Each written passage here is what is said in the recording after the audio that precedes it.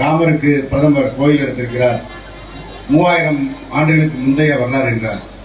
அது உண்மை அல்ல, வரலாறே கிடையாது.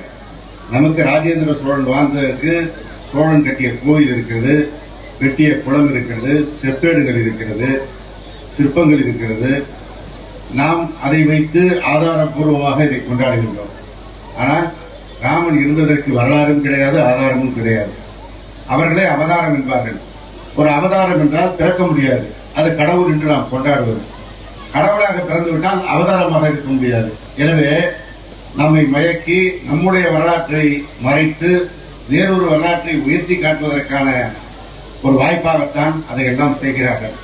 இதைத்தான் முத்தமிழறிஞர் தலைவர் கலைஞர் அவர்கள் உணர்ந்த காரணத்தினால் நமக்கான அடையாளம் எது, நமக்கான பண்பாடு என்பது எது என்பதை நிறுவுவதற்கு பல்வேறு திட்டங்களை முன்னெடுத்தார். இதே மகாபாரதத்தையும் ராமாயணத்தையும் நம் மீது பன்னெடுங்கு ஆளுங்களுக்கு முன்பாக திணித்ததை அது நமக்கானது கிடையாது. அது வாழ்வியல் சிந்தனை கிடையாது, நமக்கு வழிகாட்டுகின்ற நெறிமுறை கிடையாது.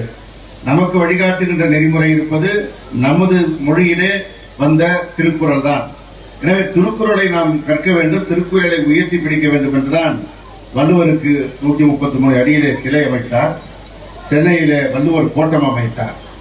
அதே போல தமிழ்நாட்டு வாழ்வியலை எடுத்துக்காட்டிய சிலப்பதிகாரத்தை தூக்கி பிடிப்பதற்குத்தான் பூம்புகாரிலே அங்கே கோட்டம் அமைத்தார்.